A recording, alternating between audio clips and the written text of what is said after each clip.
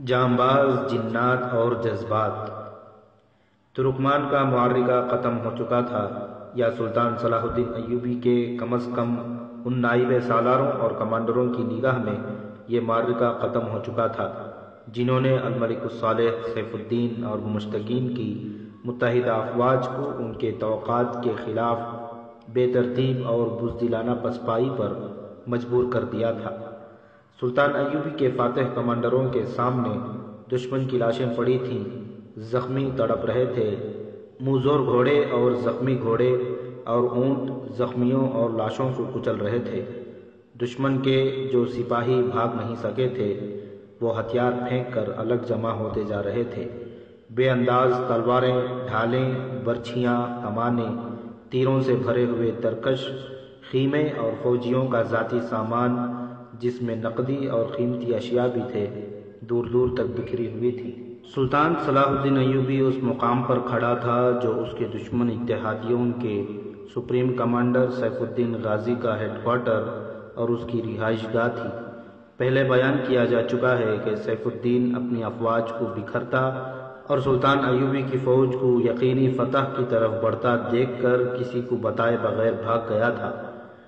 اس کا فرار خفیہ تھا اور شرمناک بھی۔ اس کے ساتھ اس کے حرم کے منتخب لڑکیاں تھیں، ناچنے گانے والیاں، اور اس کے سازندے تھے۔ سونے کے سکوں اور دیگر نقدی کی بوریاں بھری ہوئی تھیں۔ یہ رقم افواج کی تنخواہ تھی اور یہ سلطان ایوبی کے آدمیوں کو خریدنے کے لیے بھی استعمال ہوتی تھی۔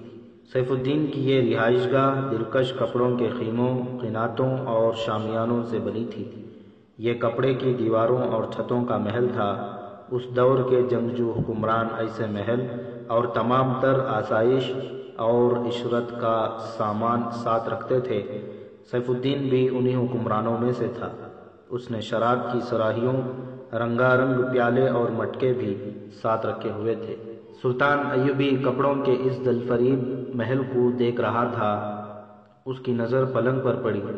وہاں تلوار پڑی تو سیف الدین ایسا بوکھلا کر بھاگا تھا کہ تلوار ساتھ لے جانا بھول گیا تھا۔ سلطان ایوبی نے تلوار اٹھا لی، نیام سے نکالی، تلوار چمک رہی تھی۔ سلطان ایوبی اس تلوار کو دیکھتا رہا۔ اپنے ساتھ کھڑے دو سالاروں کی طرف دیکھ کر اس نے کہا، مسلمان کی تلوار پر جب عورت اور شراب کا سایہ پڑ جاتا ہے تو یہ لوہے کا بیکار ٹکڑا بن جاتا ہے۔ اس تلوار کو فلسطین فتح کرنا تھا، مگر صلیب نے اسے اپنے گناہوں میں ڈبو کر اپنی طرح لکڑی کا ڈنڈا بنا ڈالا ہے۔ جو تلوار شراب سے بھیگ جائے وہ لہو کے رنگ سے محروم رہتی ہے۔ اس سے ملحق ایک وسیع اور خوشنما خیمے میں جوان، حسین اور نیم عریاں لڑکیاں ڈری سہمی ہوئی بیٹھی تھیں۔ انہیں اپنا انجام کچھ اور نظر آ رہا تھا۔ فاتح فوج کے قبضے میں آ کر وہ جانتی تھیں کہ ان کے ساتھ کیا سلوک ہوگا۔ ایسی دلکش لڑکیوں کو دیکھ کر کون درندہ نہیں بن جاتا تھا، لیکن انہیں جب سلطان ایوبی کا یہ حکم سنایا گیا کہ وہ آزاد ہیں اور وہ جہاں جانا چاہیں بتا دیں تاکہ وہاں تک انہیں حفاظت اور عزت سے بھیجا جا سکے، تو وہ اور زیادہ خوفزدہ ہو گئیں۔ انہیں اپنی حفاظت میں لے لیا گیا۔ سلطان ایوبی میدان جنگ میں عورت کے وجود کو برداشت نہیں کیا کرتا تھا۔ ان لڑکیوں سے پوچھا گیا کہ ان کی تعداد کتنی تھی تو انہوں نے بتایا کہ ان میں سے 2 لاپتہ ہیں۔ ان کے متعلق یہ بھی بتایا گیا کہ وہ مسلمان نہیں تھیں اور وہی 2 سیف الدین پر چھائی رہتی تھیں۔ یہی کہا جا سکتا تھا کہ وہ سیف الدین کے ساتھ بھاگ گئی ہیں۔ اس دور کے جنگجو میں عموماً یوں ہوتا تھا کہ جنگ ختم ہوتے ہی فاتح فوج مال غنیمت پر ٹوٹ پڑتی تھی۔ زیادہ تر فوجی شکست خوردہ فوج کے اعلیٰ کمانڈر کی رہائش گاہ یعنی مرکز پر دھابہ بولتے تھے، کیونکہ وہاں خزانہ، شراب اور عورتیں ہوتی تھیں۔ ایک طوفانی ہڑبونگ اور بعض اوقات دنگا فساد برپا ہو جاتا تھا۔ سلطان صلاح الدین ایوبی کے احکام سخت تھے۔ کسی افسر کو بھی اس کا عہدہ کتنا ہی اونچا کیوں نہ ہو، اجازت نہیں تھی کہ مال غنیمت کو ہاتھ لگائے۔ مال غنیمت سمیٹنے اور ایک جگہ جمع کرنے کا کام کسی ایک دستے کے سپرد کیا جاتا تھا۔ اس کی تقسیم سلطان ایوبی خود کرتا تھا۔ ترکمان کے معرکے کے بعد سلطان ایوبی نے مال غنیمت کے متعلق کوئی حکم نہ دیا۔ اس نے اپنے اور دشمن کے زخمیوں کو اٹھانے، مرہم پٹی کرنے اور جنگی قیدیوں کو الگ کرنے کا حکم دے دیا تھا۔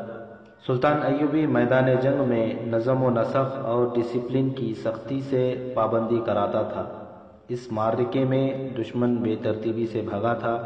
سلطان ایوبی کے بعض دستوں نے تعاقب بھی کیا تھا، لیکن اس کی ٹریننگ ایسی تھی کہ تعاقب میں بھی دستے اور جیش ترتیب میں اور ایک دوسرے کے ساتھ رابطے میں رہتے تھے۔ سلطان ایوبی نے تعاقب رکوا دیا اور دائیں اور بائیں پہلو کو اسی طرح تیار رکھا تھا جس طرح جنگ سے پہلے تھے۔ حملے میں اس نے دوسرے دستے، چھاپہ مار اور ریزرو کی کچھ نفری استعمال کی تھی۔ معرکہ ختم ہونے کے بعد بھی اس نے پہلوؤں کے دستوں کو سمیٹا نہیں۔ اس کے علاوہ اس نے اپنے محفوظہ اسٹرائک فورس کو فوراً واپس بلا کر اسے اپنی کمان میں لے لیا تھا۔ دشمن کے ساز و سامان اور جانوروں وغیرہ کے متعلق کیا حکم ہے؟ ایک سالار نے سلطان ایوبی سے پوچھا اور کہا، لڑائی ہمارے حق میں ختم ہو چکی ہے۔ میں ابھی اس خوش فہمی میں مبتلا نہیں ہوا۔ سلطان ایوبی نے کہا، لڑائی ابھی ختم نہیں ہوئی، میرے سبق اتنی جلدی بھول نہ جایا کرو۔ ہم نے دشمن کی مرکزیت اور جمعیت کو بکھیرا ہے۔ کیا ہمارے کسی دستے نے اس کے پہلوؤں پر حملہ کیا تھا؟ نہیں کیا تھا۔ مجھے شک ہے کہ اس کے دونوں نہیں تو ایک پہلو محفوظ ہے۔ وہ آخر 3 فوجیں تھیں۔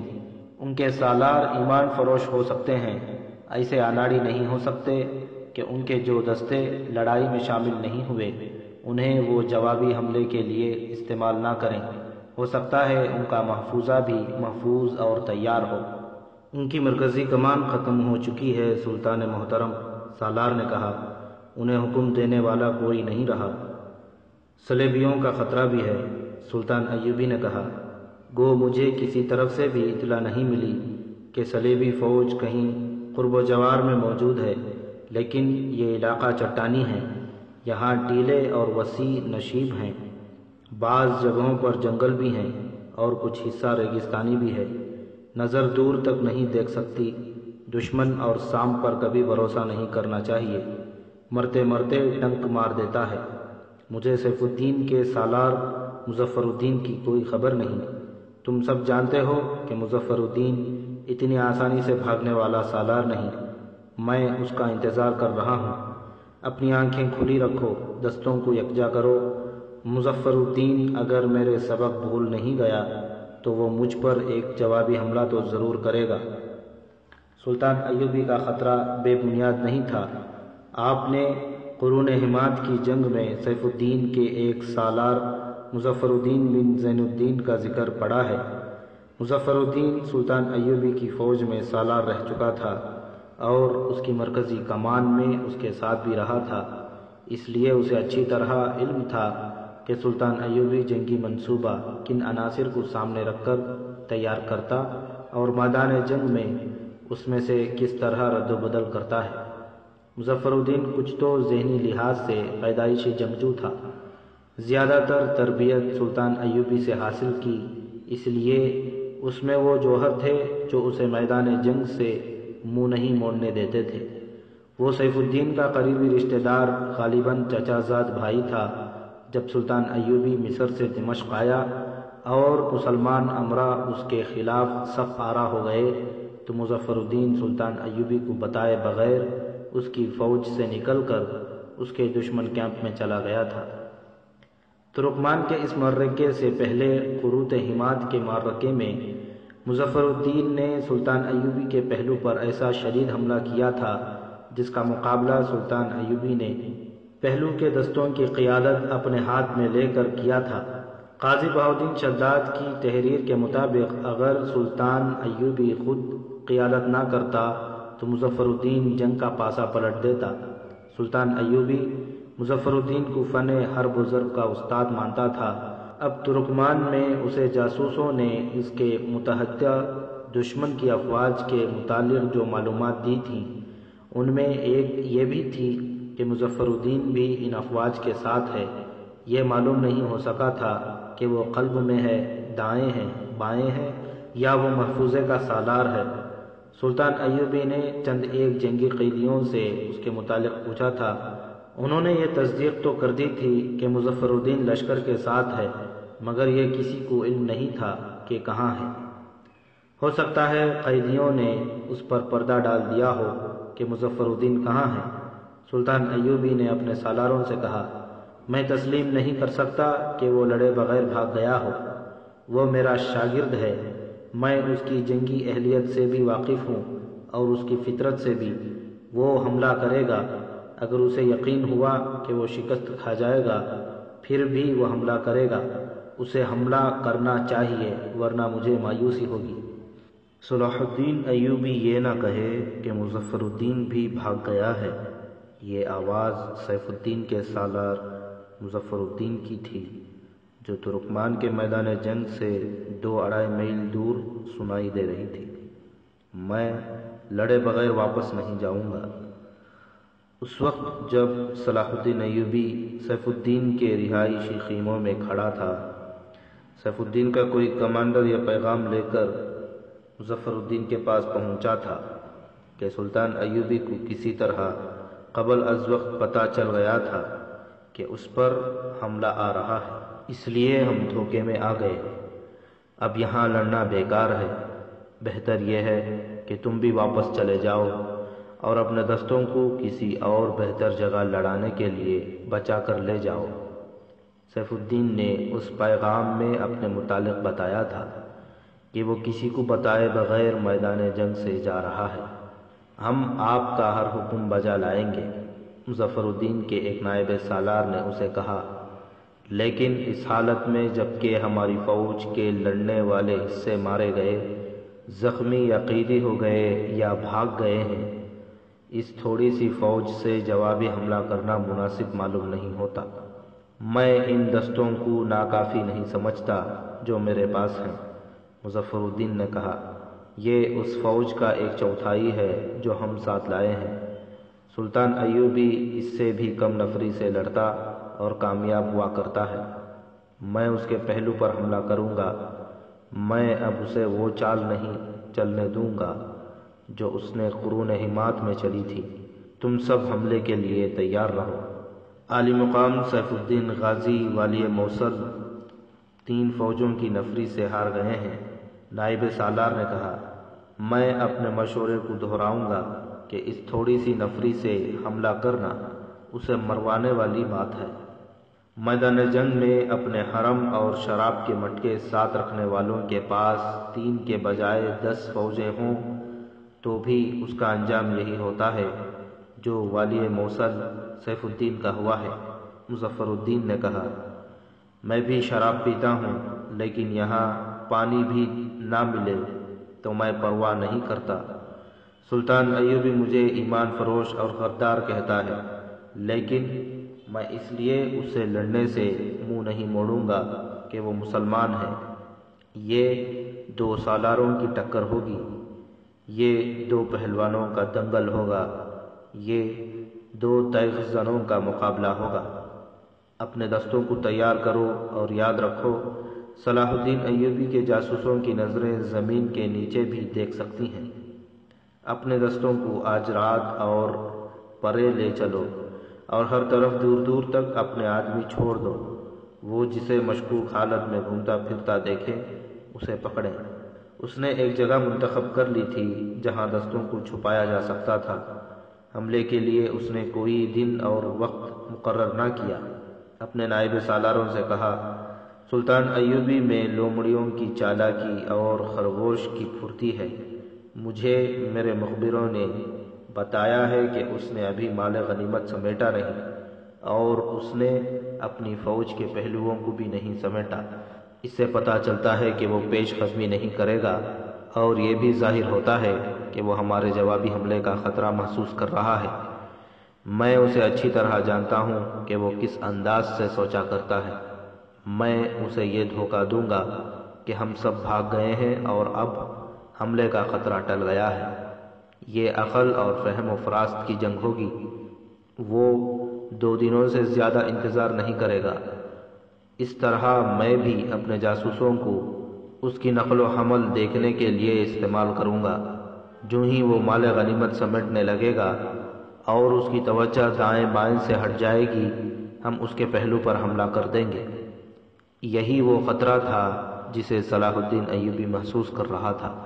سیف الدین کے لشکر پر جس طرح سلطان ایوبی نے بے خبری میں اس کی توقعات اور اس کے خوابوں کے خلاف حملہ کیا تھا، اس کی تفصیلات پچھلی نشست میں سنائی جا چکی ہے۔ آپ نے پڑھا ہے کہ سلطان ایوبی نے ایک تو اپنے دستے سیف الدین کی فوج کے دائیں بائیں سے اس کے عقب میں بھیج دیا تھا۔ ان کے علاوہ اس نے اپنے چھاپہ مار بھی روانہ کر دیے تھے۔ یہ اس کی کمانڈو فورس تھی جس نے ہر کمانڈر اور سپاہی میں غیر معمولی ذہانت، دلیری اور پھرتی تھی، اور یہ تربیت یافتہ جاسوس بھی تھے۔ اس فورس نے 4-4 سے لے کر 12-12 کی ٹولیوں میں تقسیم ہو کر دشمن کو بہت نقصان پہنچایا تھا۔ ان میں ایک ٹولی 12 سپاہیوں کی تھی جس کے صرف 3 سپاہی اور ٹولی کا کمانڈر الناصر زندہ تھے۔ الناصر اپنی ٹولی کے ساتھ ترکمان کے معرکے سے ہی سیف الدین کی متحدہ فوج کے دور پیچھے چلا گیا تھا۔ اس کا نشانہ عموماً دشمن کی رسد ہوتی تھی۔ اب کے بھی وہ اپنی ٹولی کو گھوڑوں پر لے گیا تھا۔ اس کے پاس فتیلے والے آتشیں تیر تھے، تھوڑا سا آتش گیر مادہ، پرچیاں، تلواریں اور خنجر تھے۔ رسد بہت دور تھی۔ الناصر کو زمین نے یہ سہولتیں مہیا کی تھیں کہ یہ میدان یا ریگزار نہیں بلکہ دور دور تک چٹانیں، ٹیلے اور نشیبی علاقے تھے جن میں چھپنا آسان تھا۔ دن کے دوران ہدف کے قریب گھوڑے چھپائے جا سکتے تھے۔ اتحادیوں کی افواج کی رسد، جس میں فوج کے لیے اناج اور جانوروں کے لیے خشک گھاس اور دانہ وغیرہ تھا، پیچھے آ رہا تھا۔ اس سامان میں تیر و کمان اور برچھیاں وغیرہ بھی تھیں۔ الناصر نے پہلی ہی رات رسد پر کامیاب چھاپا مارا تھا۔ بہت سی رسد آتشیں تیر سے جل گئی تھی۔ دن کو وہ اپنی ٹولی کے ساتھ ایک جگہ چھاپا مار رہا تھا، مگر سویا نہیں تھا۔ اس نے دیکھ لیا تھا کہ دشمن کے فوجی کھڈنالوں میں اور ٹیلوں کی اوٹ میں اس کی پارٹی کو ڈھونڈ رہے ہیں۔ اس نے اپنے سپاہیوں کو ادھر ادھر موزوں بلندیوں پر بٹھا دیا تھا۔ انہوں نے کمانوں میں تیر ڈال رکھے تھے۔ دشمن کے فوجی دور سے ہی واپس چلے گئے تھے۔ سورج غروب ہونے کے بعد اس نے چھپ کر رسد کا قافلہ دیکھا۔ قافلے نے پڑاؤ ڈال دیا تھا، مگر اس رات شبخون آسان نظر نہیں آتا تھا۔ دشمن نے ارد گرد گشتی پہرے کا بڑا سخت انتظام کر دیا تھا۔ یہ پہرا پیدل بھی تھا اور گھڑ سوار بھی۔ اس کے باوجود الناصر نے شبخون کا ارادہ کر لیا۔ دشمن کے ابھی بہت سی رسد باقی تھی۔ یہ سلطان ایوبی کا ایک تباہ کن طریقہ کار تھا۔ دشمن کی رسد کو چھاپا ماروں سے تباہ کرا دیا تھا۔ اس کے لیے اس نے ایسے فوجی تیار کر رکھے تھے جو جذبے کے لحاظ سے جنونی اور قطبی تھے۔ ان کی دلیری غیر معمولی اور ذہانت اوسط درجے سپاہیوں سے خاصی زیادہ تھی۔ ان جانبازوں کی دیانت داری کا یہ عالم تھا کہ اتنی دور جا کر بھی جہاں انہیں دیکھنے والا کوئی نہیں ہوتا تھا، وہ فرض شناسی کا جانبازانہ مظاہرہ کرتے تھے۔ الناصر نے رات کو گھوڑے وہیں بندھے رہنے دیے جہاں دن کو چھپائے تھے۔ اپنی پارٹی کو پیدل لے گیا۔ ایک جگہ سے وہ دشمن کی رسد کے پڑاؤ میں داخل ہو گیا۔ اس نے سامان کے انباروں پر آتش گیر مادہ چھڑک کر آگ لگا دی، اپنی ٹولی کو بکھیر دیا۔ سپاہیوں نے شعلوں کی روشنی میں بھاگتے دوڑتے سپاہیوں کو تیروں کا نشانہ بنانا شروع کر دیا۔ دشمن کے فوجی انہیں تلاش کرنے لگے۔ چھاپا مار کب تک چھپ سکتے تھے؟ ایک ایک کر کے پکڑے اور مارے گئے۔ ان میں سے وہی 3 زندہ رہے جو الناصر کے ساتھ تھے۔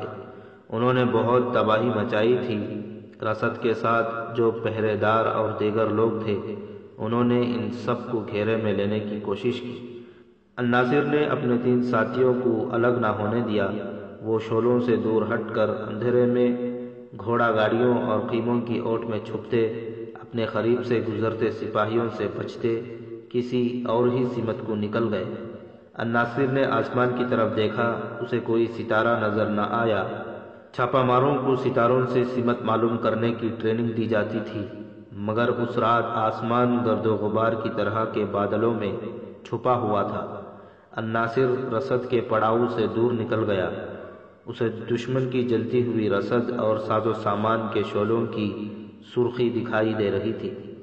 اسے معلوم نہیں تھا کہ اس کے باقی 9 سپاہی زندہ ہیں یا شہید ہو چکے ہیں۔ اس نے دل ہی دل میں آن کی سلامتی کے لیے دعا کی اور اپنے 3 ساتھیوں کو ساتھ لیے اندازے کے مطابق اس طرف چل پڑا جہاں اس کی ٹولی کے گھوڑے بندھے ہوئے تھے۔ وہ رات بھر چلتا رہا۔ دشمن کی رسد کے شعلے نظروں سے اوجھل ہو گئے۔ فضا میں شعلوں کی جو سرخی نظر آتی تھی وہ بھی غائب ہو گئی۔ اگر یہ سرخی نظر آتی رہتی تو وہ اپنے ٹھکانے تک پہنچ سکتا تھا، یہ بھی نہ رہی اور وہ اندھا دھند چلتا گیا۔ زمین کے خد و خال بدل گئے، درخت تو کوئی تھا ہی نہیں۔ اس نے پاؤں تلے سخت زمین کے بجائے ریت محسوس کی، ٹیلے اور چٹانیں بھی نہیں تھی۔ ریت نے اس کے اور اس کے ساتھیوں کے پاؤں وزنی کر دیے۔ پانی اور کھانے کی اشیاء گھوڑوں کے ساتھ تھیلوں میں بندھی تھیں اور گھوڑے نہ جانے کہاں تھے۔ اس نے محسوس کی وہ بہت تھک گیا تھا۔ اس کے تینوں ساتھی بھی پیاس کی شکایت کر چکے تھے۔ ان سب کی رفتار بھی ختم ہوتی جا رہی تھی۔ الناصر نے وہیں رک جانا اور آرام کر لینا مناسب سمجھا۔ اس کے ساتھیوں نے اس امید پر چلتے رہنے کا مشورہ دیا کہ کہیں پانی مل جائے گا۔ اس خطے میں پانی کی قلت تو نہیں تھی، لیکن وہ اس خطے کے اس حصے سے جا نکلے تھے جو ریگزار تھا۔ وہاں پانی کا نام و نشان نہ تھا۔ وہ کچھ دیر اور چلے اور تھک ہار کر بیٹھ گئے۔ الناصر کی آنکھ کھلی تو اس کے تینوں سپاہی بے ہوشی کی نیند سوئے ہوئے تھے۔ سورج افق سے اٹھ آیا تھا۔ الناصر نے چاروں طرف دیکھا، وہ ریت کے سمندر میں کھڑا تھا۔ اس کا دل ڈوبنے لگا۔ وہ تو صحراؤں میں جنا پلا اور صحراؤں میں اس نے لڑائیاں لڑی تھیں۔ وہ ریگزار سے ڈرنے والا نہیں تھا۔ اس کی گھبراہٹ کی وجہ یہ تھی کہ اسے توقع نہیں تھی کہ یہاں ریگستان ہوگا۔ گھبراہٹ کی وجہ یہ بھی تھی کہ افق تک پانی کے کچھ آثار نظر نہیں آتے تھے۔ پیاس سے وہ حلق میں جلن اور چبھن محسوس کر رہا تھا۔ اپنے ساتھیوں کی حالت کا وہ اندازہ کر سکتا تھا۔ اس نے سورج کے مطابق اس سمت دیکھا جدھر ترکمان تھا۔ اسے پہاڑیوں کے ٹیڑھی سی لکیر نظر آئی۔ وہ سیدھا اس سمت نہیں جا سکتا تھا کیونکہ راستے میں دشمن کی فوج تھی۔ اس نے اپنے ساتھیوں کو جگایا۔ وہ اٹھے تو ان کے چہروں پر بھی گھبراہٹ اور تذبذب کے آثار پیدا ہو گئے۔ ہم 2 دن اور بھوکے اور پیاسے رہ سکتے ہیں، اس نے اپنے ساتھیوں سے کہا، اور ان 2 دنوں میں ہم اگر منزل تک نہ پہنچ سکے تو پانی تک ضرور پہنچ جائیں گے۔ تینوں نے اپنے اپنے خیال اور انداز کا اظہار کیا، مگر وہ بہت دور نکل گئے تھے۔ اگر ان کے پاس گھوڑے ہوتے تو مشکل ذرا آسان ہو جاتی۔ نیند نے ان کے جسموں کو کچھ تازگی دے دی تھی۔ ساتھیوں، الناصر نے کہا، خدا ذوالجلال نے ہمیں جس امتحان میں ڈال دیا ہے اس میں پورا اترنا اور کوئی گلہ شکوہ نہ کرنا ہمارا فرض ہے۔ یہاں رکے رہنا تو کوئی علاج نہیں۔ ایک ساتھی نے کہا، بیشتر اس کے کہ سورج ہمارے سروں پر آ کر ہمیں جلانے لگے۔ چل پڑو، اللہ راستہ دکھائے گا۔ وہ چل پڑے۔ سمت کا انہوں نے محض اندازہ کیا تھا، انہیں دور کا چکر بھی کاٹنا تھا۔ سورج اوپر آتا رہا، ریت گرم ہوتی رہی اور تھوڑی دور یوں نظر آتا جیسے یہ ریت نہیں پانی ہو۔ زمین سے لرزتا ہوا دھواں سا اوپر کو اٹھ رہا تھا۔ وہ چاروں صحرا کے قہر سے واقف تھے اور عادی بھی۔ انہیں سراب بھی نظر آنے لگے، مگر صحرا کے اس دھوکے سے واقف ہونے کی بدولت انہوں نے ہر سراب کو نظر انداز کیا۔ ساتھیوں، الناصر نے کہا، ہم ڈاکو نہیں ہیں، اللہ ہمیں سزا نہیں دے گا۔ اگر ہم مر گئے تو یہ موت نہیں شہادت ہوگی۔ دل میں خدا کو یاد کرتے رہو۔ اگر کوئی ایسا مسافر مل گیا جس کے پاس پانی ہوا تو میں ڈاکہ ڈالنے سے گریز نہیں کروں گا، ایک سپاہی نے کہا۔ سب ہنس پڑے اور سب نے محسوس کیا کہ ہنسنے کے لیے بھی انہیں طاقت صرف کرنی پڑی تھی۔ پھر سورج ان کے سروں پر آ گیا، اوپر سے سورج اور نیچے سے ریت ان سب کو جلانے لگی۔ الناصر ایک جنگی ترانہ گنگنانے لگا۔ ترانہ ختم ہو گیا تو انہوں نے ایک اور آواز اور ایک لے میں لا الہ الا اللہ محمد الرسول اللہ صلی اللہ علیہ وسلم کا مترنم ورد شروع کر دیا۔ ہلکی ہلکی ہوا چل رہی تھی، ریت کے چمکتے ہوئے ذرے ان کی نقوش کو مٹاتے جا رہے تھے۔ سورج دوسری سمت نیچے اترنے لگا، چاروں کی آواز دھیمی ہوتی جا رہی تھی، قدم وزنی اور رفتار گھٹ گئی تھی، ہونٹ خشک ہو گئے اور منہ بند نہیں ہوتے تھے۔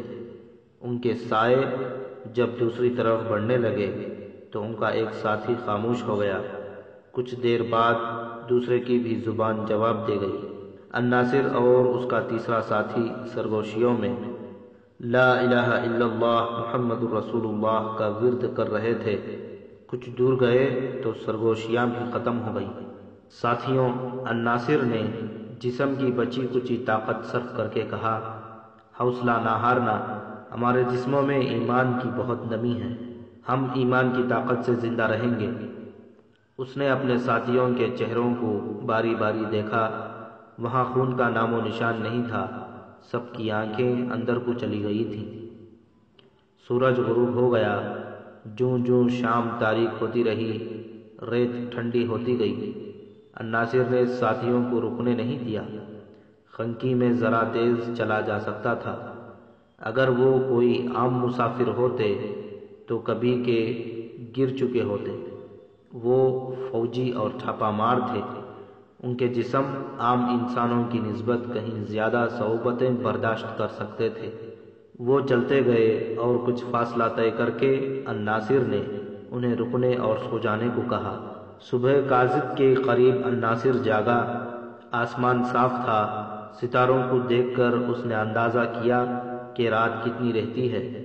ایک ستارے کو دیکھ کر اس نے سمت طے کی اور اپنے ساتھیوں کو جگا کر انہیں ساتھ لیا اور سب چل پڑے۔ ان کی رفتار اچھی تھی مگر پیاس انہیں بولنے نہیں دے رہی تھی۔ یہ ریگستان اتنا وسیع نہیں ہو سکتا۔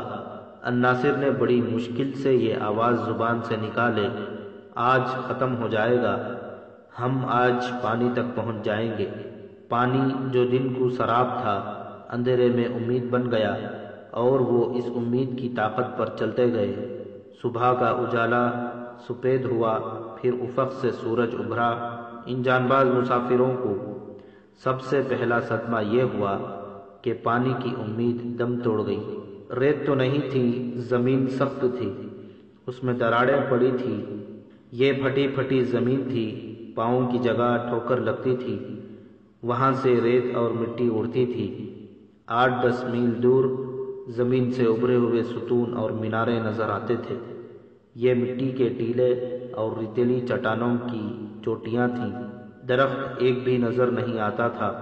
زمین کی حالت بتاتی تھی کہ یہ صدیوں سے پیاسی ہے اور یہ کسی انسان کا خون پینے سے گریز نہیں کرے گی۔ الناصر نے اپنے ساتھیوں کے چہروں کا جائزہ لیا، اس سے اسے اندازہ ہو گیا کہ اس کے اپنے چہرے کی حالت کیسی ہے۔ اس کے ایک ساتھی کی زبان کچھ باہر نکل آئی تھی، ہونٹوں پر ہلکی ہلکی سوجن تھی، یہ علامتیں خوفناک تھیں۔ زہرا نے خراج وصول کرنا شروع کر دیا تھا۔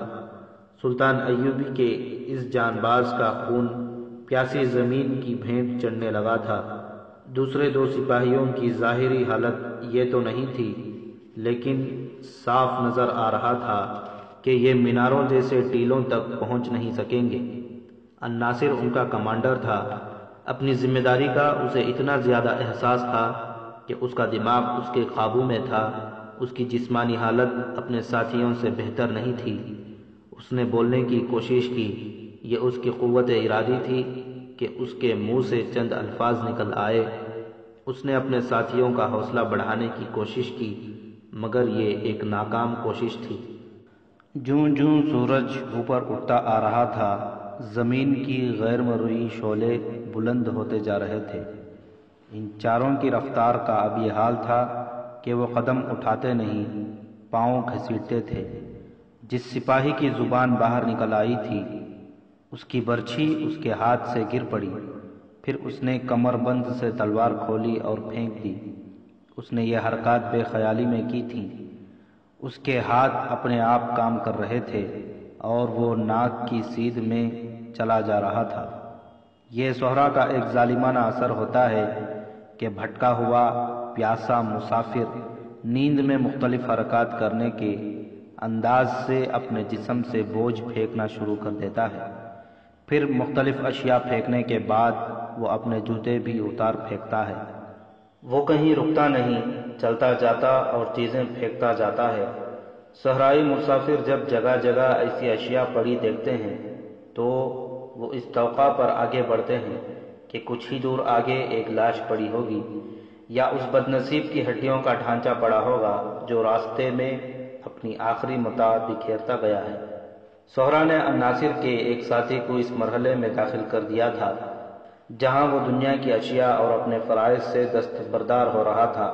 الناصر نے اس کی برچھی اور تلوار اٹھا لی اور اس سپاہی سے بڑے پیار سے کہا، اتنی جلدی نہ ہارو میرے عزیز دوست، اللہ کا سپاہی مر جاتا ہے، ہتھیار نہیں پھینکا کرتا۔ اپنی عزت اور عظمت کو ریت میں نہ پھینکو۔ اس کے ساتھی نے اسے دیکھا، الناصر اسے دیکھتا رہا۔ سپاہی نے اچانک قہقہا لگایا اور سامنے دیکھتے ہوئے ہاتھ سے اشارہ کیا، بڑی جاندار آواز میں بولا، پانی، وہ دیکھو باغ، پانی مل گیا، اور وہ آگے کو دوڑ پڑا۔ وہاں پانی تھا، نہ پانی کا سراب۔ وہ زمین ایسی تھی جہاں سراب نظر نہیں آیا کرتے۔ سراب ریت کی چمک کا ہوتا ہے۔ اس پر سہرا کا دوسرا ظالمانہ اثر ہونے لگا تھا۔ یہ تھے واہمے اور ایسے تصورات جو حقیقی روپ میں دکھائی دیتے تھے۔ پانی کی جھیلیں اور باغ نظر آتے تھے، عمارتیں دکھائی دیتی تھیں۔ یوں بھی نظر آتا کہ جیسے 1-2 میل دور شہر ہے۔ قافلے جاتے یا اپنی طرف آتے دکھائی دیتے تھے۔ ناچنے اور گانے والیاں بھی نظر آتی تھیں۔ اس بے رحم ویرانے نے الناصر کے ایک ساتھی کو پھینک دینے شروع کر دیے تھے۔ سہرا اس کی جان سے کھیلنے لگا تھا۔ یہ شاید سہرا کی رحم دلی بھی تھی کہ کسی مسافر کی جان لینے سے پہلے اسے بڑے ہی حسین اور دل فریب تصوروں میں الجھا دیتا ہے تاکہ مرنے والا اذیت سے محفوظ رہے۔ الناصر کا ساتھی آگے کو دوڑ پڑا۔ وہی سپاہی جو قدم گھسیٹ رہا تھا، تازہ دم آدمی کی طرح دوڑ رہا تھا، مگر یہ دوڑ اس چراغ کی مانند تھی جو بجھنے سے پہلے آخری بار ٹمٹمایا ہو۔ الناصر اس کے پیچھے دوڑا اور اسے پکڑ لیا۔ اس کے دوسرے 2 ساتھیوں میں ابھی کچھ دم باقی تھا۔ وہ بھی دوڑے اور اپنے ساتھی پر قابو پا لیا۔ وہ ان سے آزاد ہونے کو تڑپ رہا تھا اور چلا رہا تھا، چلو جھیل تک چلو، وہ دیکھو کتنے غزال جھیل سے پانی پی رہے ہیں۔ ساتھیوں نے اسے پکڑے رکھا اور وہ آہستہ آہستہ قدم گھسیٹتے چلتے گئے۔ الناصر نے وہ کپڑا جو اس کے سر پر رکھا تھا اس کے چہرے پر بھی ڈال دیا تاکہ وہ کچھ دیکھ ہی نہ سکے۔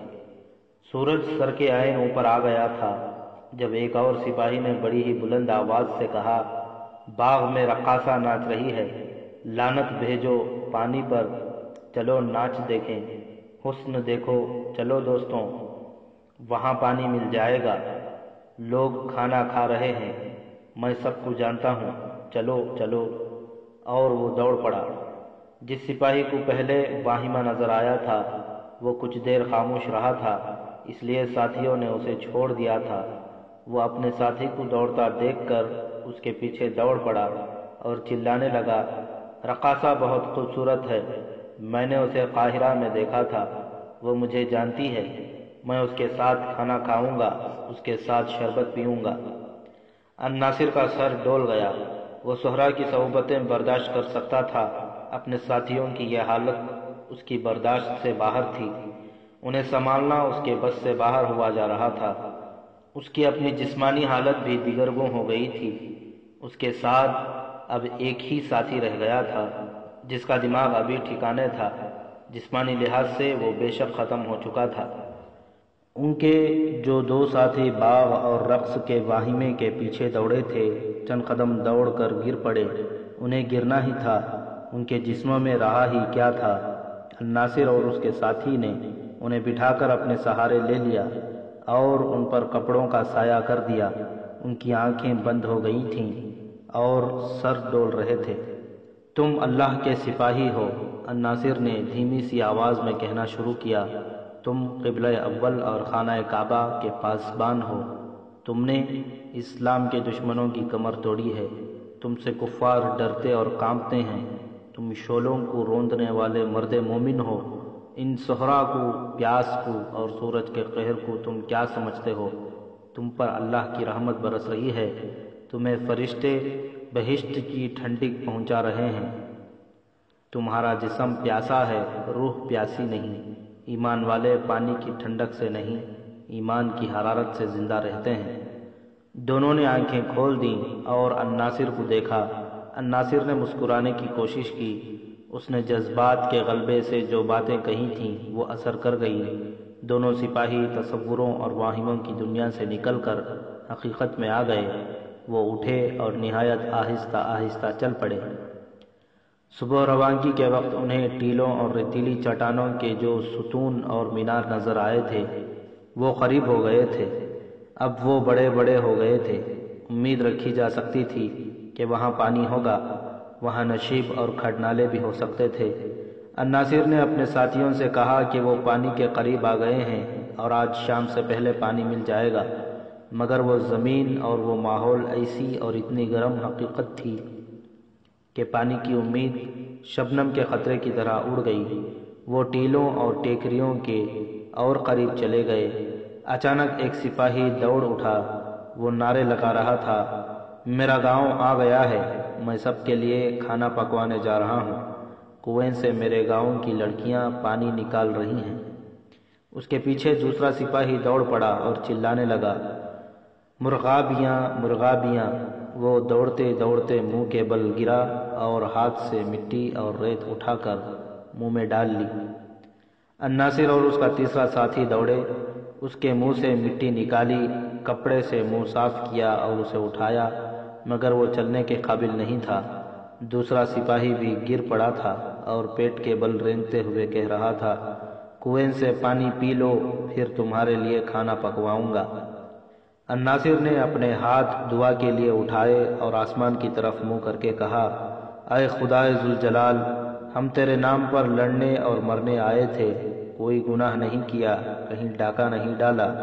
اگر کفار سے لڑنا گناہ ہے تو ہمیں بخش دے، بخش دے صحراؤں کو آگ لگانے والے خدا، میری جان لے لے، میرے خون کو پانی بنا دے، میرے ساتھی پی کر زندہ رہیں۔ انہوں نے تیرے رسول صلی اللہ علیہ وسلم کے قبلہ اول کے غاصبوں کے خلاف لڑائی لڑی ہے، میرے خون کو پانی بنا اور انہیں پلا دے۔ اس کے ساتھی آہستہ آہستہ اٹھے اور ہاتھ آگے کو پھیلا کر یوں چلنے لگے جیسے انہیں کچھ نظر آ رہا ہو جس تک وہ پہنچنا چاہتے ہوں۔ الناصر اور اس کے ساتھی نے، جو ذہنی لحاظ سے ابھی ٹھیک تھا، اپنے ساتھیوں کو دیکھا تو وہ بھی قدم گھسیٹنے لگے۔ اس وقت الناصر کی آنکھوں کے آگے اندھیرا آیا اور چھٹ گیا، جیسے سیاہ گھٹا کا ٹکڑا چاند کے آگے سے گزر گیا ہو۔ اندھیرا گزر جانے کے بعد اسے یوں محسوس ہوا جیسے اسے سبزہ زار سا نظر آیا ہو، مگر اس کے سامنے ٹیلوں اور چٹانوں کے مینار اور ستون تھے۔ اس نے ایک لمحے کے لیے سبزہ دیکھا ضرور تھا، اس نے اپنے آپ کو سنبھال لیا۔ وہ سمجھ گیا کہ صحرا اسے بھی فریب دینے لگا ہے۔ وہ ٹیلوں کے اندر جا رہے تھے۔ یہ ٹیلے چوڑے تھے، کوئی اونچا نہیں تھے۔ کہیں کہیں کوئی ریتیلی چٹان بھی نظر آتی تھی، اور وہ آگے گئے تو کسی ندی یا دریا کا خشک پاٹ آ گیا۔ صاف پتہ چلتا تھا کہ صدیوں سے یہاں سے پانی نہیں گزرا۔ الناصر آگے آگے اور اس کے ساتھی اس کے پیچھے پیچھے جا رہے تھے۔ الناصر چلتے چلتے رک گیا۔ اس نے اپنے سر کو زور سے جھٹکا دیا، مگر اسے جو کچھ دکھائی دیا تھا وہ بدستور نظر آتا رہا۔ خشک پاٹ کے بائیں کنارے پر ریتیلی چٹان تھی جو اوپر جا کر آگے کو جھک آئی تھی۔ شاید 1-2 صدیاں پہلے اس کے دامن سے پانی ٹکراتا رہا تھا، وہاں سے یہ پانی کی ماری ہوئی تھی۔ اس کی شکل برآمدے کی سی بنی ہوئی تھی، چھت خاصی اونچی تھی اور وہاں سایہ تھا۔ اس سائے میں 2 گھوڑے کھڑے تھے اور ان کے قریب 2 جوان لڑکیاں بیٹھی تھیں۔ وہ اٹھ کھڑی ہوئیں، ان کے رنگ گورے اور نقش و نگار بہت دلکش تھے۔ الناصر نے ان سے دور رک کر اپنے ساتھیوں سے پوچھا، تمہیں بھی وہ 2 لڑکیاں اور 2 گھوڑے نظر آ رہے ہیں؟ اس کے وہ 2 ساتھی جو واہموں اور تصوروں کا شکار ہو چکے تھے خاموش رہے۔ ایک نے کہا، دھند ہے، کچھ بھی نظر نہیں آ رہا، اور وہ گر پڑا۔ اس کا وہ ساتھی جو ذہنی لحاظ سے ابھی ٹھیک تھا سرگوشی میں بولا، میں انہیں دیکھ رہا ہوں۔ اللہ ہم پر رحم کرے، الناصر نے کہا، ہم دونوں کے بھی دماغ معوف ہو گئے ہیں۔ ہمیں بھی وہ چیزیں نظر آنے لگی ہیں جو حقیقت میں نہیں ہیں۔ جہنم کے اس ویرانے میں اتنی خوبصورت لڑکیاں نہیں آ سکتی۔ اگر ان کا لباس صحرائی خانہ بدوشوں جیسا ہوتا تو ہم کہہ سکتے تھے کہ یہ تصور نہیں حقیقت ہے۔ اس کے ساتھی نے کہا، آگے چلو، سائے میں بیٹھ جاتے ہیں، یہ لڑکیاں نہیں، ہمارے ذہنوں کا فطور ہے۔ مگر میں ہوش میں ہوں، الناصر نے کہا، میں تمہیں پہچان رہا ہوں، تمہاری بات سمجھ گیا ہوں، میرا دماغ میرے قابو میں ہے، میں بھی ہوش میں ہوں۔ اس کے ساتھی نے کہا، اگر ہم حقیقت میں لڑکیاں دیکھ رہے ہیں تو جنات ہوں گی۔ لڑکیاں اس طرح بے حس و حرکت کھڑی انہیں دیکھ رہی تھیں جیسے بت ہوں۔ الناصر دلیر آدمی تھا، وہ آہستہ آہستہ ان کی طرف بڑھا، لڑکیاں غائب نہ ہوئیں۔ وہ ان سے 4-5 قدم دور تھا جب ایک لڑکی نے، جو دوسری سے عمر میں کچھ بڑی لگتی تھی، دایاں بازو الناصر کی طرف کیا۔ لڑکی کی مٹھی بند تھی۔ اس نے شہادت کی انگلی اور درمیانی انگلی آگے کو کر دی۔ الناصر رک گیا۔ اس نے اتنی خوبصورت لڑکیاں پہلے کبھی نہیں دیکھی تھیں۔ سر کی اوڑھنی سے ان کے جو بال شانوں پر پڑے نظر آتے تھے وہ باریک ریشم کے تار لگتے تھے۔ دونوں لڑکیوں کی آنکھوں کا رنگ بھی دلکش اور عجیب تھا، آنکھیں ہیروں کی طرح چمکتی تھیں۔ تم سپاہی ہو؟ بڑی لڑکی نے کہا، کس کے سپاہی ہو؟ سب کچھ بتاؤں گا، الناصر نے کہا، مجھے یہ بتا دو کہ تم زہرا کا دھوکہ ہو یا جنات کی مخلوق میں سے ہو۔ ہم جو کچھ بھی ہیں، تم بتاؤ کون ہو اور ادھر کیا کرنے آئے ہو؟ لڑکی نے پوچھا، ہم زہرا کا فریب نہیں، تم ہمیں دیکھ رہے ہو، ہم تمہیں دیکھ رہی ہیں۔ ہم سلطان صلاح الدین ایوبی کے چھاپہ مار سپاہی ہیں، الناصر نے کہا، راستہ بھول کر ادھر آ نکلے ہیں۔ اگر تم جنات میں سے ہو تو تمہیں حضرت سلیمان علیہ السلام کا واسطہ، میرے ان ساتھیوں کو پانی پلا دو اور اس کے عوض میری جان لے لو، یہ میری ذمہ داری ہے۔ اپنے ہتھیار آگے پھینک دو، لڑکی نے اپنا بازو نیچے کرتے ہوئے کہا، حضرت سلیمان علیہ السلام کے نام پر مانگی ہوئی چیز سے ہم انکار نہیں کر سکتے، اپنے ساتھیوں کو سائے میں لے آؤ۔ الناصر نے اپنے وجود میں ایک لہر دوڑتی محسوس کی، جیسے سر سے داخل ہوئی اور پاؤں سے نکل گئی ہو۔ وہ انسانوں کا مقابلہ کرنے والا جانباز تھا۔ اس کے شب خون اس کے ساتھیوں کو حیران کر دیا کرتے تھے، مگر ان لڑکیوں کے آگے وہ بزدل بن گیا۔ اس کے دل پر ایسے خوف کی گرفت تھی جو اس نے کبھی محسوس نہیں کی تھی۔ وہ جنات کی کہانیاں سنتا رہتا تھا، جنات سے کبھی آمنا سامنا نہیں ہوا تھا۔ اسے ہر لمحہ توقع تھی کہ یہ 2 لڑکیاں اور 2 گھوڑے غائب ہو جائیں گے یا شکلیں بدل لیں گے۔ ان کے خلاف وہ کچھ نہیں کر سکتا تھا۔ وہ بے بس اور مجبور ہو گیا۔ اس نے اپنے ساتھیوں سے کہا کہ وہ سائے میں چلیں۔ ان میں سے ایک تو بے ہوش پڑا تھا، اسے گھسیٹ کر سائے میں لے گئے۔ اپنے متعلق بتاؤ، تم کیا کر کے آئے ہو؟ لڑکی نے پوچھا۔ پانی پلاؤ۔ الناصر نے التجا کی۔ سنا ہے جنات ہر چیز حاضر کر دیا کرتے ہیں۔ گھوڑوں کے ساتھ مشکیزیں ہیں، لڑکی نے کہا، ایک کھول لو۔ الناصر نے ایک گھوڑے کی زین کے ساتھ بندھا ہوا مشکیزہ کھولا۔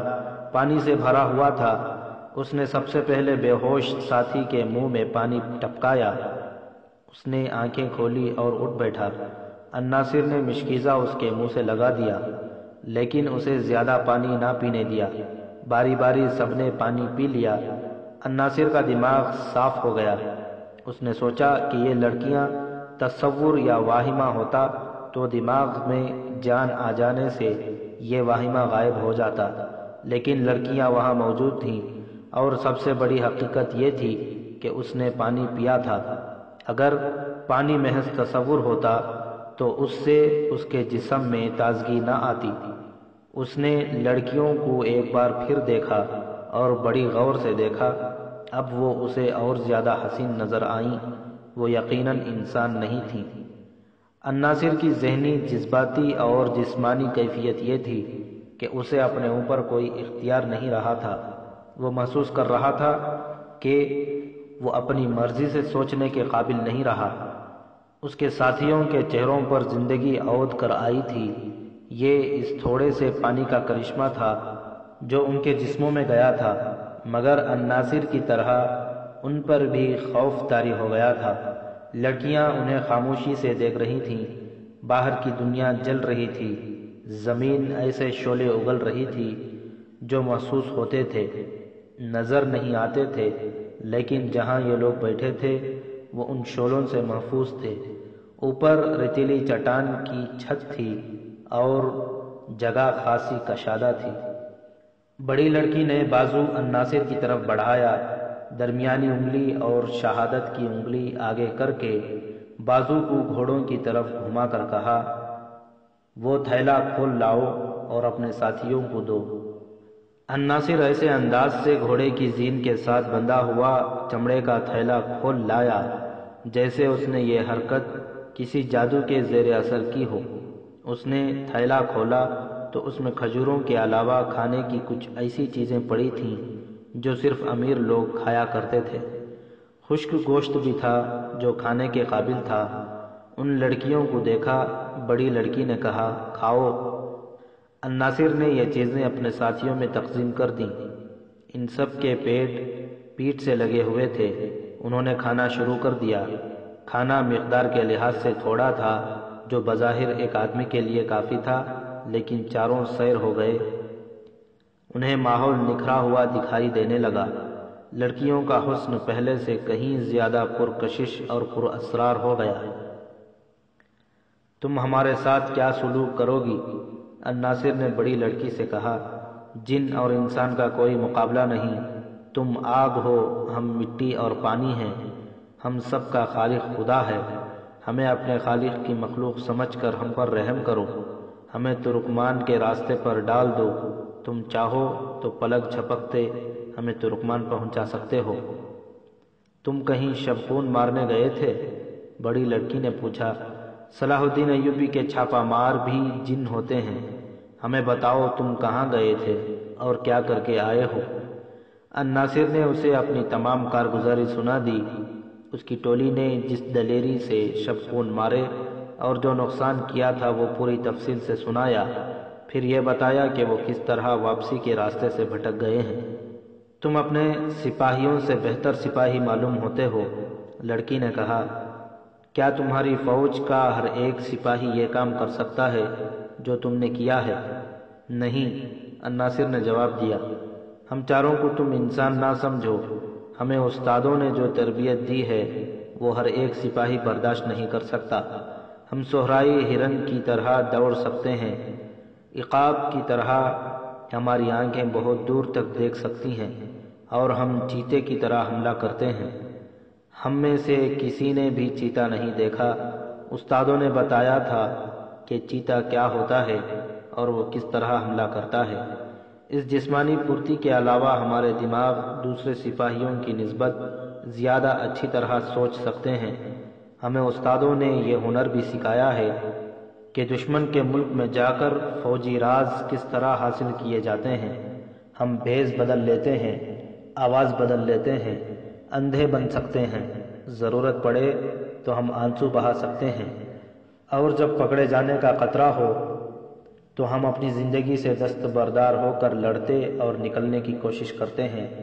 ہم قید نہیں ہوتے، شہید ہوا کرتے ہیں۔ اگر ہم جن نہ ہوتی تو تم ہمارے ساتھ کیا سلوک کرتے؟ لڑکی نے پوچھا۔ تم یقین کرو گی، الناصر نے کہا، ہم وہ پتھر ہیں جنہیں عورت کا حسن توڑ نہیں سکتا۔ مجھے یقین ہو جائے کہ تم انسان ہو اور پتہ چل جائے کہ راستے سے بھٹک گئی ہو تو تم دونوں کو اپنی پناہ میں لے لوں گا اور اپنے ایمان کی طرح قیمتی سمجھوں گا، مگر تم انسان نہیں ہو۔ تمہاری حالت بتا رہی ہے کہ تم انسان نہیں ہو۔ تم جیسی لڑکیاں اس جہنم میں نہیں آ سکتی۔ اب میں تم سے التجا کرتا ہوں کہ ہمیں پناہ میں لے لو۔ ہم انسانوں کی مخلوق سے نہیں، لڑکی نے کہا۔ ہمیں معلوم تھا تم کیا کر رہے ہو، ہمیں معلوم تھا کہ تم راستے سے بھٹک گئے ہو۔ اگر تم گنہگار ہوتے تو جس صحرا میں سے تم گزر کر آئے ہو وہ تمہارا خون پی جاتا اور تمہارے جسم کے گوشت کو ریت بنا کر تمہاری ہڈیاں ننگی کر دیتا۔ اس صحرا نے بھٹکے ہوئے گنہگاروں کو کبھی نہیں بخشا۔ ہم دونوں تمہارے ساتھ تھیں۔ تمہیں جو صعوبتیں برداشت کرنی پڑی ہیں وہ اس لیے تم پر ڈالی گئی ہیں کہ تم خدا کو بھول نہ سکو اور تمہارے دل سے گناہ کا خیال اور ارادہ نکل جائے۔ ہمیں معلوم تھا کہ ہم جیسی خوبصورت لڑکیوں کو دیکھ کر تم بھوک اور پیاس کو بھول جاؤ گے اور تمہارے دل پر شیطان کا قبضہ ہو جائے گا۔ تم ہمارے ساتھ ساتھ کیوں رہیں؟ الناصر نے پوچھا۔ ہمیں اس نے بھیجا ہے جو صحراؤں میں راستہ بھول جانے والے نیک بندوں کو راہ دکھاتا ہے۔ بڑی لڑکی نے کہا، تم پر خدا نے جو رحمت نازل کی ہے اس کا تم حساب نہیں کر سکتے۔ اس نے ہمیں کہا تھا کہ مرد نزا کے عالم میں بھی شیطان کے اثر سے آزاد نہیں ہوتا۔ اس ناپاک قبضے سے آزاد کرنے کے لیے خدا نے تمہیں عذاب میں ڈالا ہے۔ پھر ہمیں حکم ملا کہ ان کے سامنے آ جاؤ اور انہیں پناہ میں لے لو۔ ہم جانتے تھے کہ تم نے دشمن کو کس طرح اور کتنا نقصان پہنچایا ہے۔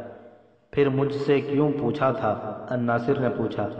یہ دیکھنے کے لیے کہ تم کتنا جھوٹ اور کتنا سچ بولتے ہو۔ لڑکی نے کہا، تم سچے ہو۔ ہم جھوٹ نہیں بولا کرتے، الناصر نے کہا۔ شبخون مارنے والے خدا کو گواہ بنایا کرتے ہیں۔ اپنی فوج اور اپنے سالاروں کی نظروں سے اوجھل ہو کر ہم اس حقیقت کو دل میں بٹھا لیتے ہیں کہ ہمیں خدا دیکھ رہا ہے۔ ہم خدا کو دھوکہ نہیں دے سکتے۔ الناصر خاموش ہو گیا اور پوچھا، تم نے میرے اس سوال کا جواب نہیں دیا کہ ہمارے ساتھ کیا سلوک کرو گی؟ جو ہمیں حکم ملا ہے اس کے خلاف ہم کچھ نہیں کر سکتے، لڑکی نے جواب دیا۔ ہمارا سلوک برا نہیں ہوگا۔ ہم دیکھ رہے ہیں کہ تم اب بول نہیں سکتے۔ تمہاری اور تمہارے ساتھیوں کی آنکھیں بند ہو رہی ہیں، مگر تمہارے دلوں میں جو خوف ہے وہ تمہیں سونے نہیں دے رہا۔ دل سے خوف نکال دو اور سو جاؤ۔ پھر کیا ہوگا؟ الناصر نے پوچھا۔ جو اللہ کا حکم ہوگا، لڑکی نے جواب دیا۔ ہم تمہیں نقصان نہیں پہنچا سکتے۔ اگر بھاگنے کی کوشش کرو گے تو ان ریتیلی ستونوں کی طرح ستون بن جاؤ گے۔ تمہیں دور سے یہ ستون نظر آئے ہوں گے، ان کے اوپر کوئی چھت نہیں، یہ مینار لگتے ہیں، اصل میں انسان ہیں، انسان تھے۔ ہمیں حکم نہیں کہ تمہیں دکھاؤں۔ اگر حکم ہوتا تو کسی بھی مینار پر تم تلوار کی ضرب لگاتے تو اس میں سے خون پھوٹتا۔ الناصر اور اس کے ساتھیوں کی آنکھیں خوف سے باہر آنے لگی، ان کی سانسیں رک گئیں۔ یہ روئے زمین کا جہنم ہے، لڑکی نے کہا۔ ادھر وہی آتا ہے جو راہ سے گمراہ ہو جاتا ہے، اور وہ کہ جو بھولے بھٹکے مسافروں کو راستہ دکھاتا ہے اور کسی کو نظر نہیں آیا کرتا۔ انہیں غزال جیسی خوبصورت جانوروں یا ہم جیسی خوبصورت لڑکیوں کے روپ میں آ کر انہیں راہ پر ڈالتا، پانی پلاتا اور انہیں اس دوزخ کی اذیت سے بچا لیتا ہے، مگر انسان گناہوں کا اتنا شیدائی ہے کہ غزال کو دیکھتا ہے تو اس پر تیر چلاتا ہے کہ اسے مارے اور اس کا گوشت کھائے، اور جب ہم جیسی عورت کو دیکھتا ہے تو اسے تنہا اور مجبور سمجھ کر اسے عیش و عشرت کا ذریعہ بنانے کی کوشش کرتا ہے۔ وہ بھول جاتا ہے کہ اس کا آخری وقت آ پہنچا ہے۔ وہ لڑکی سے کہتا ہے کہ آؤ میرے ساتھ، تمہارے ساتھ شادی کروں گا، تم میرے حرم کی ملکہ ہو۔ ریت اور مٹی کے یہ بے ڈھنگ اور لمبودرے مینار ایسے ہی آدمی تھے، تم ان میں شامل نہیں ہوگے، سو جاؤ۔ اگر ہمیں دیکھ کر تمہارے دل میں گناہ انگڑائی لے تو اسے بھی سلا دینا، ورنہ تمہارا انجام یہی ہوگا جو تم دیکھ رہے ہو۔ انسان کی یہ کمزوری ہے کہ جس لذت کی وہ پیداوار ہے اسی لذت کا شیدائی ہو کر تباہ ہوتا ہے اور بڑے برے انجام کو پہنچتا ہے۔ انسان کی اس کمزوری نے قوموں کے نام و نشان مٹا دیے ہیں۔ لڑکی کے بولنے کے انداز میں جادو کا سا اثر تھا۔ یہ کسی پہلو اس دنیا کی لڑکی نہیں تھی، اس کے سینے میں ایک مقدس پیغام تھا۔ الناصر اور اس کے ساتھیوں پر تقدس طاری ہو گیا اور وہ خود فراموشی کے عالم میں سنتے رہے۔ پھر وہ اونگنے لگے اور ایک ایک کر کے لڑک گئے۔ چاروں گہری نیند سو گئے تو بڑی لڑکی نے چھوٹی لڑکی کی طرف دیکھا، دونوں مسکرائیں اور انہوں نے سکون کی لمبی آہ بھری۔